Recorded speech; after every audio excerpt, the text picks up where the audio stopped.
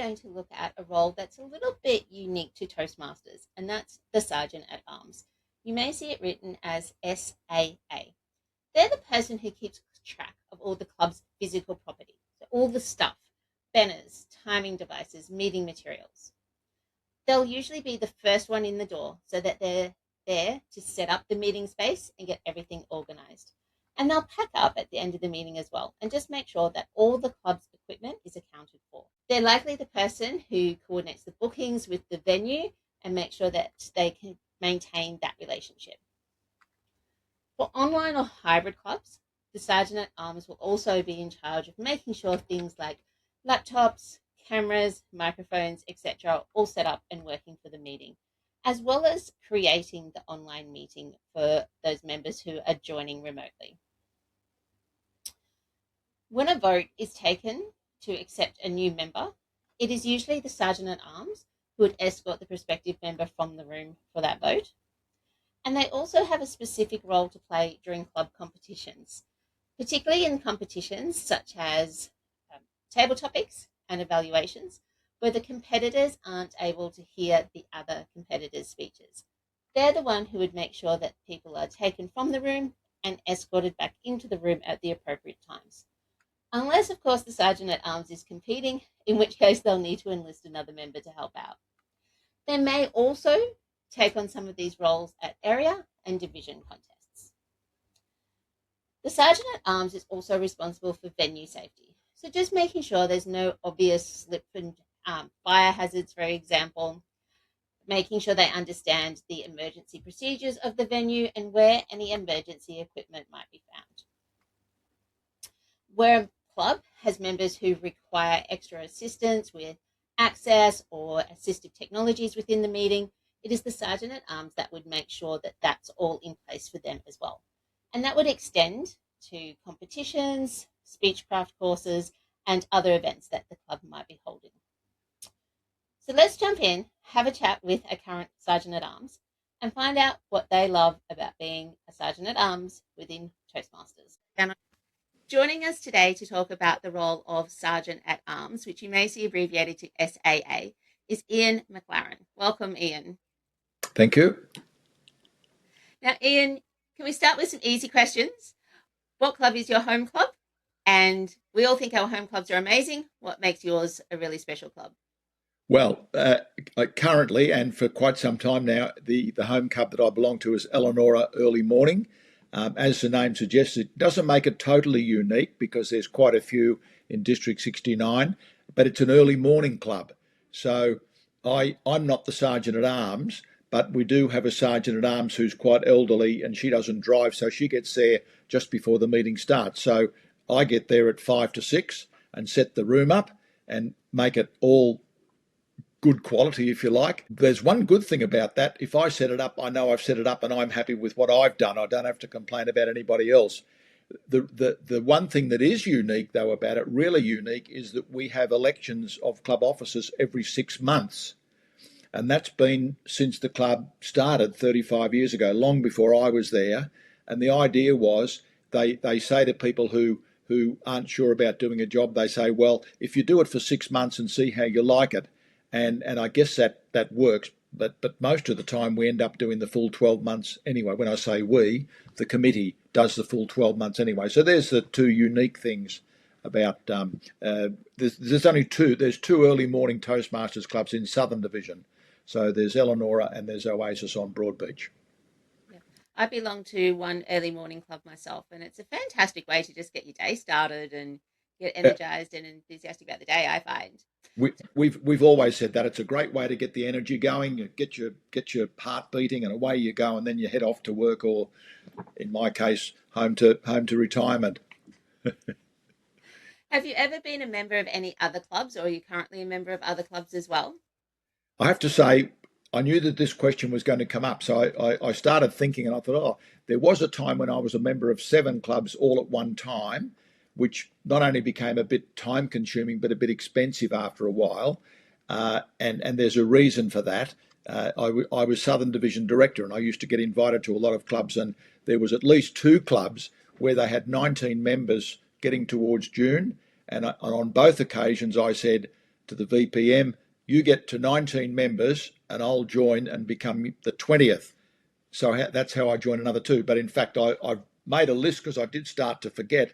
I've made a list, and I actually belong to 12 clubs, including my home club now. So over the years, since 2000, I have belonged to 12 clubs. Some in the Brisbane area, Eastern Division, and most of them down in Southern Division.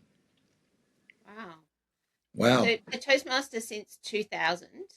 Can you Yes. remember back to what made you originally join Toastmasters? What was the original pull and what you came to Toastmasters looking for? Well, sure. Long story short, I got divorced and moved from northern New South Wales and came to Queensland, here at the Gold Coast. And I kept thinking, oh, I've got to do something with my life. I've got to do something with my life. So I was actually looking for something social. But there was a member who worked with me and worked in the building where I worked. And she used to say to me, you should come to Toastmasters. You should come to Toastmasters. And she grabbed me one Wednesday and said, the girl who was coming has dropped out tonight. Do you want to come? And I said, oh, okay. And so I went, and that was about this time last year. It was March. In the year 2000, and I've been a member ever since. Wow. And we often do a lot of promotions and advertising, but that really is that tapping someone on the shoulder and saying, hey, you should come and check this out. I think you'll love it. That And really does work, isn't it, at the end of the day? yeah, and I have to agree with you there. And I have to say that same lady who's now sadly passed on, she became one of my best friends from work, and she got me involved with two advanced clubs. So I joined Down Under because of her, and I joined Talk of the South, which is a club that's basically over the border in New South Wales, but it's also in District 69 and Southern Division. So the tap on the shoulder, yes, it works. It absolutely does. Now, we're here today to talk about the Sergeant at Arms role. You said you're Yep. not currently a Sergeant at Arms. You No, obviously help out the Sergeant at Arms, though, which I think is one of the correct. great things about Toastmasters, too, is there's always someone there to give you a hand. Has that been your experience over the years with Toastmasters? Always, always. Not necessarily with setting up because you need to get there perhaps half an hour before the meeting starts. I've been sergeant at arms. I can't remember how many times, but certainly in six or so of the clubs I've been a sergeant at arms. You need to get there early. Often you have the key for the door because that's part of your role is to unlock the door and unlock if the equipment is left in the room in a locked cupboard. You've got to get that out. You've got to get the lectern out, put the banners up. If there's a outside banner, you might need to display that. There's a lot that you need to do. But at the end of the day, when the meeting's finished, while everyone's standing around chatting, chin wagging, as most Toastmasters do, they all help to put things away. So the chairs get stuck against the wall, the tables get folded up, the banners get put away, all that sort of thing. And so that works. I've found in all the clubs I've been in, even if I'm not sergeant at arms, that's what we do. Always have someone to lend a hand. Yeah, absolutely. So you mentioned there physically setting up the room.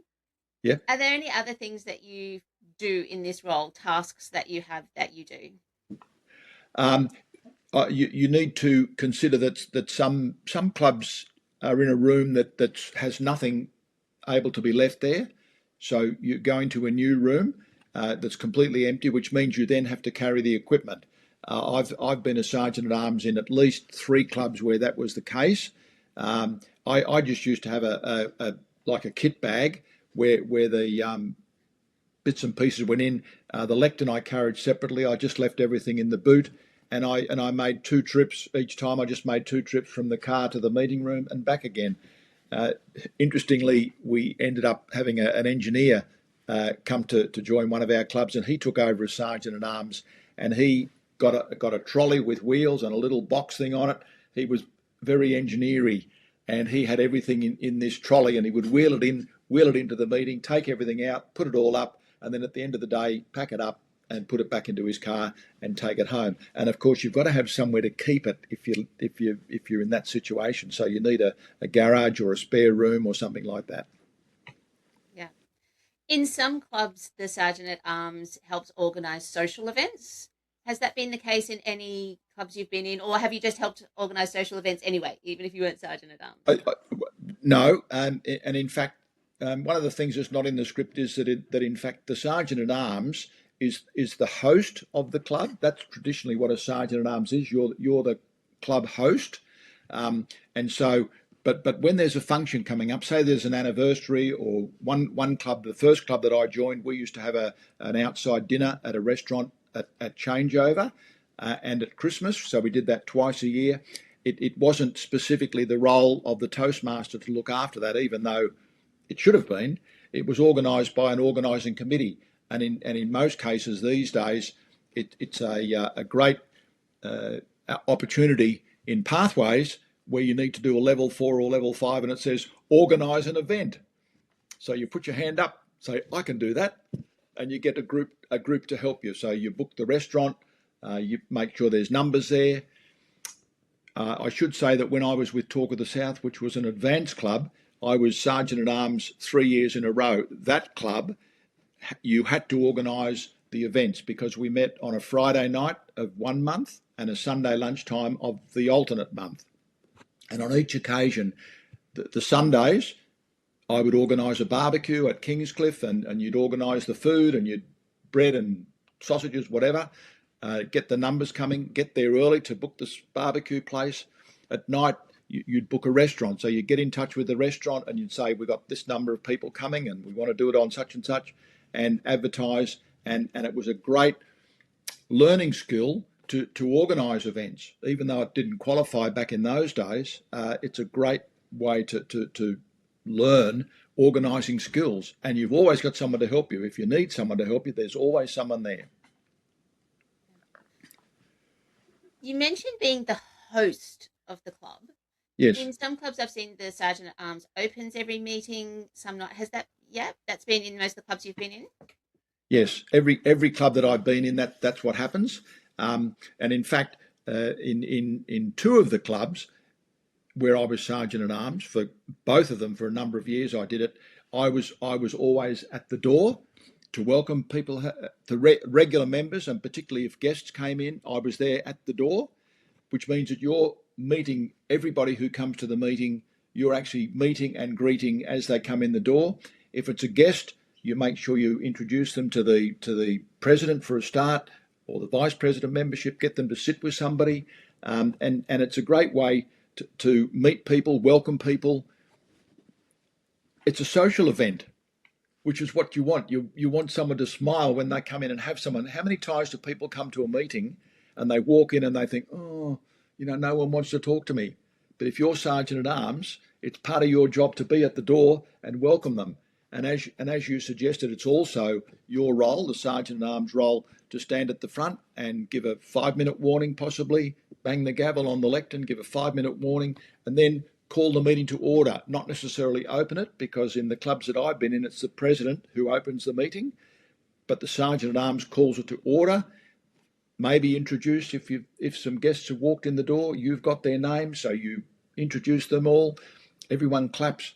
And it's a great, as this is what I said before we started talking, that it's a great leadership role combined with communication role. You join the two together and it really works. And someone who's new in Toastmasters, what a fabulous way to learn both leadership and communication skills.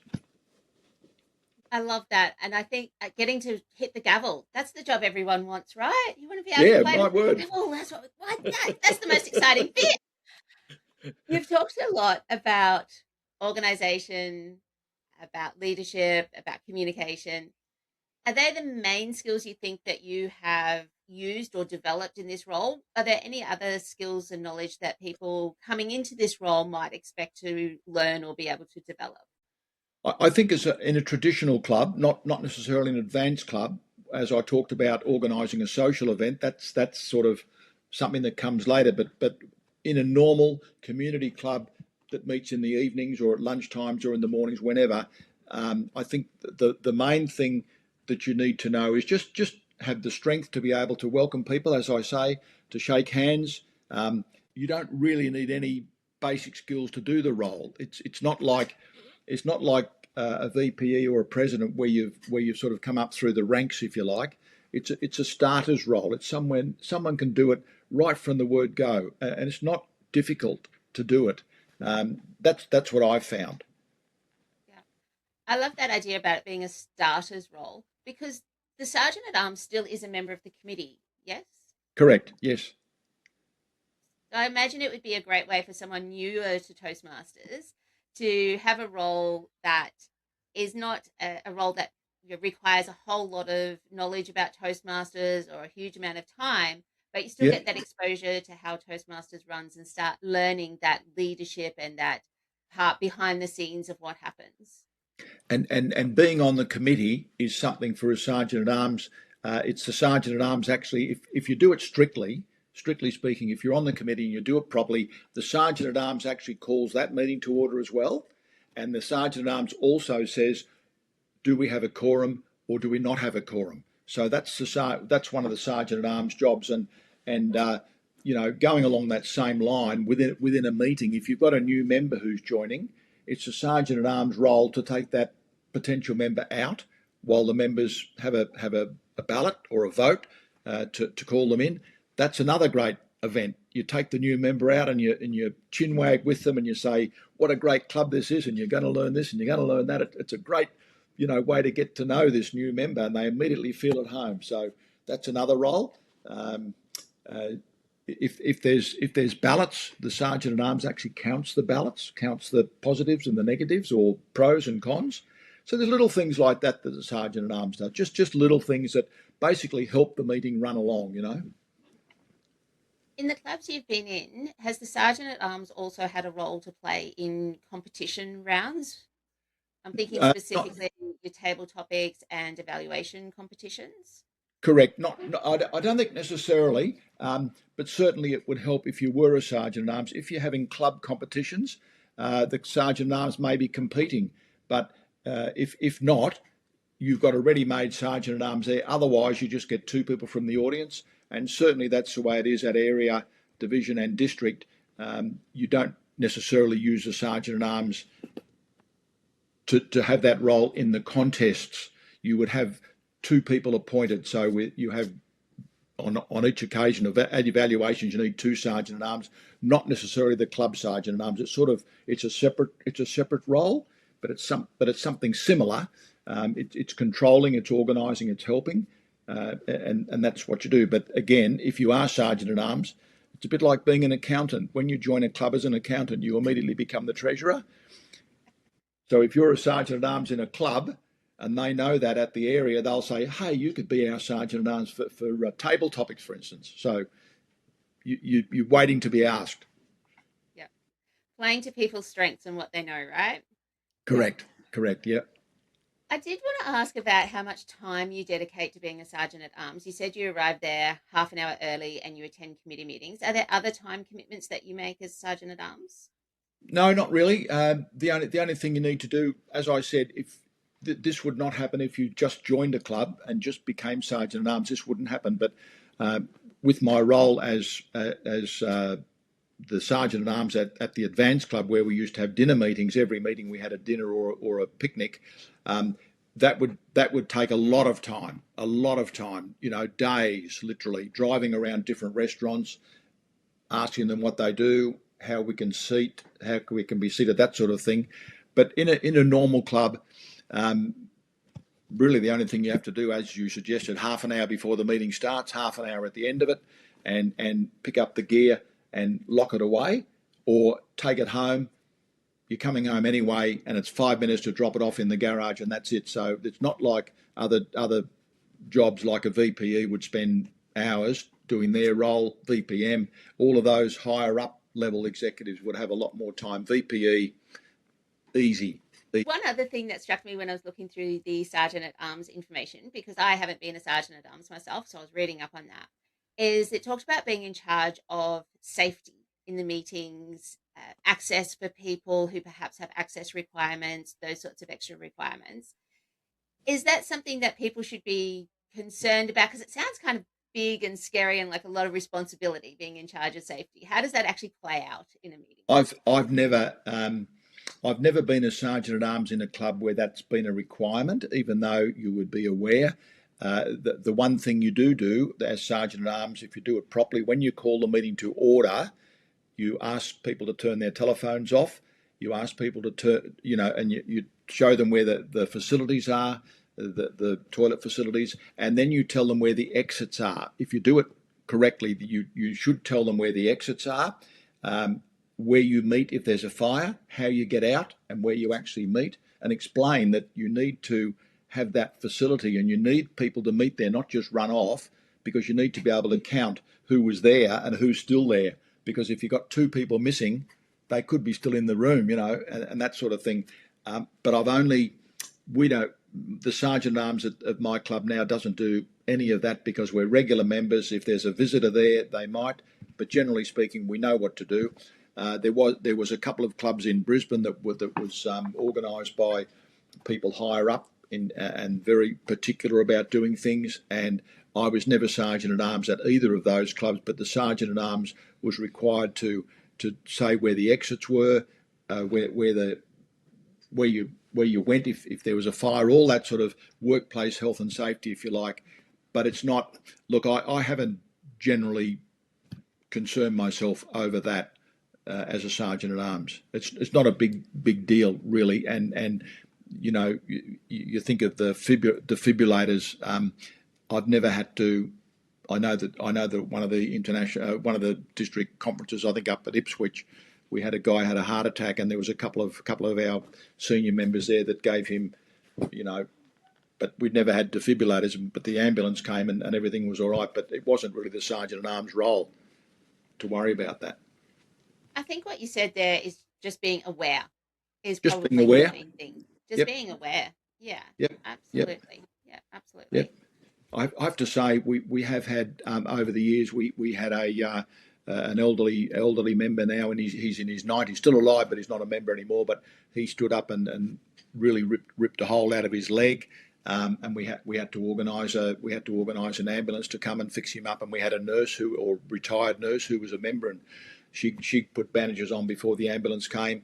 And we had another club where who now the current Sergeant at Arms, she wasn't a Sergeant at Arms there, and she literally collapsed into her food bowl at the Friday night meeting, and we had to get in touch with her children and the ambulance, and she was taken to hospital, and she knew what she had. She was a retired nurse, but it was something to do with the way she'd eaten. She'd eaten it too fast or something, and it blocked everything off, and she literally collapsed into her food bowl. So again, as Sergeant at Arms, it was my job to organise all of those little bits and pieces, and as a team, we got it done. So, but that's most unusual.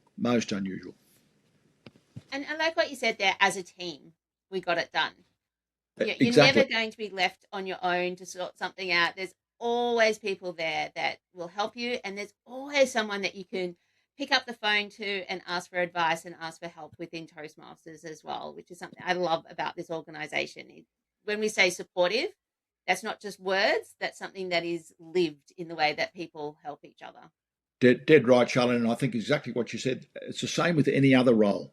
We're a mutually supportive organisation, so if you're doing something wrong, someone's going to stick their hand up and say, hey, you've done this wrong, or whisper it to them after, oh, it might be better if you do this in future, that sort of thing.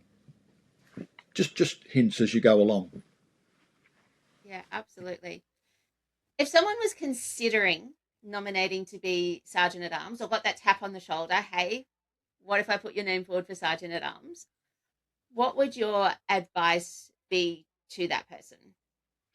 We've had questions over the recent couple of years, because clubs at the moment are having some difficulty getting people to stand up and be on the executive, and one of the senior people in district, I think, suggested to say to that person, how would you feel if I nominated you as Sergeant at Arms?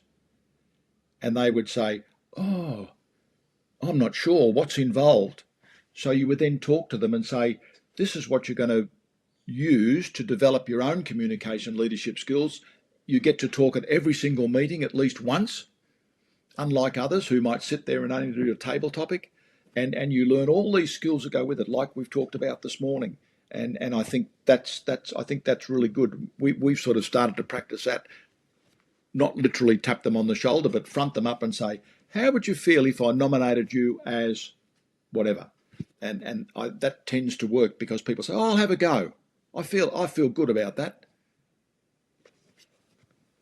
Excellent. I have to ask, have you ever been a sergeant at arms or involved in a club that's a hybrid club or an online club? Any words about how the role changes when you bring those online elements into a club? I'm in a hybrid club now, but I'm not sergeant at arms, and we have two or three people. So there's one lady. She's the vice president of membership, but she brings the equipment that's needed to. We have a computer there, a laptop there, which is used. Someone else brings a projector which hooks into that and projects the images up on the wall, and we have a camera which has a microphone built in. So the biggest thing, and I'm not sergeant at arms, so I don't have any involvement with that. There's three people who have involvement with different parts of it, and it all just comes together nicely. Um, the hardest thing is convincing people to speak to the microphone and not speak to the people on the wall or to the people on the laptop, because you need to speak to that microphone and that camera. And the amount of people that stand at the front of the room and they look at the wall where the people are projected on the wall, and they're yelling at them, and and you, microphone, microphone, microphone. It definitely does bring a whole nother skill set into meetings, having that Yes, hybrid. And yes, look at the camera, because the camera is what the picture correct, that they're correct, seeing. correct. Absolutely. I belong to a couple of clubs that are hybrid clubs, and it Yeah, definitely does add that level of technicality from getting everything set up, but also another skill set for people who are in the room communicating with the people online. But also, it gives you the option to join online. And I know some of our members will sometimes, even if they could come in person every now and again, they will join online, because they that's will. a different skill again, and a skill we use so much these days, since COVID. Being online has become the norm, right? So definitely great skill development there. If I can just add one thing about that, or two things, if I may. The reason we're hybrid is that one of our members uh, was in the habit of coming up. She lives in Sydney, and she used to come up here for the winter, and she would stay here for 6 months. So she joined our club as well as a couple of others. And then when she went back to Sydney, she said, "Well, how am I going to join your meeting?" And because we had all this equipment set up for when we had COVID, when COVID was there, we were having meetings online. That's when we bought the laptop and the equipment and set it up. And so we're obliged in a way, because this member comes in online from Sydney when she's in Sydney, which is every week, and we meet weekly. However, there are a couple of members that avail themselves of that, as you say. There's one member now who lives up a bit further north. He's moved up further north, so he only comes down once a month. Otherwise, he's on Zoom, and it works very well. The other thing I was going to say, which is probably more important, it wasn't the sergeant at arms role, but at a Rabina club where I was sergeant at arms for a number of years, I've left that club now. They have a full kit and caboodle, if you like. They have cameras, they have microphones, they project everything up onto the front wall, and they have a group that looks after it, but they rotate. So someone will be the camera person this week, someone will be the camera person next week, and that's the way they do it. So everyone gets a chance Mm. to actually look after the camera equipment. And I've been there, I've seen how it works, and it's brilliant. Sharing around the workload, but also sharing around the opportunity to develop To those learn. skills of setting all that up and to learn. That's Correct, fantastic. And correct. yet again, it's just another example of how Toastmasters, everyone comes together and gets things done. And really, Absolutely. I find clubs having that member centered approach, Yep, that you said, correct. okay, this member for 6 months of the year isn't here. How can we make sure they're still included? And Sure, really sure. having that, putting the members first in everything that we do, is really something I've seen a lot in Toastmasters as well, which is fantastic. And I think it's team building, as you just said. It's working as a team. Yeah, absolutely. In your times that you did Sergeant at Arms, was there something that was unexpected that you came across that you kind of went, oh, I didn't know this going in, that I was going to have to do this or be responsible for that? I wouldn't say no, not really, because I didn't become sergeant at arms. The first club I joined, I was a retired accountant. Well, I was working as an accountant in those days, and of course, I was treasurer. And then I think the next role I might have been sergeant at arms. So I spent a year watching what happened, and you watch and you look and you listen and you learn. And so when I became sergeant at arms, I took the role on with great enthusiasm. And the sergeant at arms before me had always told a joke at the beginning of the meeting. And I don't consider myself a great joke teller. But it was interesting that in my emails, somehow a list of jokes would come in. You know how people send these jokes around sometimes?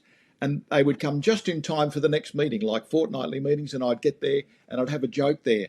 And someone said to me, "Wow, that really sets the the vibe for the club. You know, it really sets the energy there by giving them a joke. They're all laughing and everyone's happy, and they're ready to open the meeting, and away they go." So um, it didn't sort of surprise me, but it's something that I followed on from the person before me, and that club still does that to this day. That's 20 odd years ago. You know, they still start with a joke. So it's tradition, become a tradition. Awesome. I love it. And another skill, you got to develop your joke telling skills. Correct. I'm still not a good joke teller. People don't always laugh, but I laugh at myself sometimes. Can I put you on the spot for one?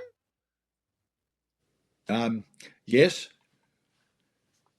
So this is. I used to live on a farm, and I picture this guy who lived up on the hill. He had a farm as well, and he had avocado trees. And old fella, and he had his bucket. He had his bucket which he was going to collect the avocados in as he walked down to the billabong, if you like, or the little lake. And he saw these three girls in there skinny dipping in the lake. And he said, "Oh," he said, "don't worry." They all got nervous because he was coming down, you know, the old fella. And he said, "Don't worry, don't worry." He said, "I'm just coming to feed the crocodiles." Is that a good one for on the spot? A great one for on the spot. Excellent. Any final parts about being a sergeant at arms that you'd like to share with us or share with someone who's considering the role?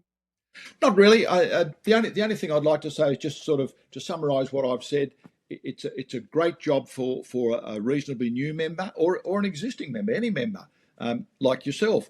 Just let's do it. But it's a great way to develop a combination of communication and leadership skills. It's a great way to greet members at the doors as they come in, particularly new members, shake their hand, welcome them, sit them down, make sure there's enough seats, enough tables. It's just a great way to develop this organisational skill, if you like, and I think it's well worth doing. And if you do it once, you'd be happy to do it twice. Excellent. Do you need to be an extrovert? Hearing you talking about greeting people, being that base, do you need to be an extrovert to succeed in this role? Do you think? Um, I don't know. I think because I'm a mature age person. I didn't join until I won't tell you how long, but 26 years ago. Um, a lot of people join when they're 18, 19, 20, and they come in and we've had members at Eleanor. They're in their 30s and they are so nervous. They wouldn't say boo to a goose, and we just can't get them to do it. But being older, I think you've got the guts, you've got the nerve, you've got the, like you're not afraid to say something. And I remember the one club that I was at, it was one of the clubs that I saved by, they kept on saying, "Can you join us? Can you join us? Can you join us?" And eventually we built that up and we had 40 members. They've still got something like 30. And it was a fabulous club. And I used to be at the door and I'd welcome. And I remember I'm not a very good singer, but there was a girl called Maria. And every time she walked in the door, I'd say, "Maria, I just met a girl named," and she'd blush, but she'd be happy, and she was really felt she was welcomed. And that same club, we had a member who was he was Vietnamese. He'd come out as a baby from Vietnam as a boat person, and he said to me when I left, he said, "The only reason I've stayed is because of you, and it was because of this welcome, this support, this social attitude." Some people come in and they sit in a corner and do nothing, and make them be the sergeant at arms. That way they'll get out of their comfort zone. Yeah, I've seen people come into roles that are very shy, very you really do struggle with that. But I think the fact too that you're welcoming people to the meeting. You have a purpose for talking to them, right? You have a ready-made line. You're just welcoming them. There's no, I guess, that you have to have a huge conversation or anything. It's just a No. welcome hello. And I've definitely seen myself it be a way that's really helped people come out of their shell and become Yep. more Yep. confident in having those Yep. conversations. Yep. Yeah, Yep. Yep. that's fantastic. Well, Ian, thank you so much for joining us this morning. It was a great way to start the day to have the chat with you. Absolute And if pleasure. no problem. And if the chat today with Ian has encouraged you to perhaps consider Sergeant at Arms or any other role in your club, absolutely go have that chat with your current president or other executive. They would love to talk to you more about it, I'm sure.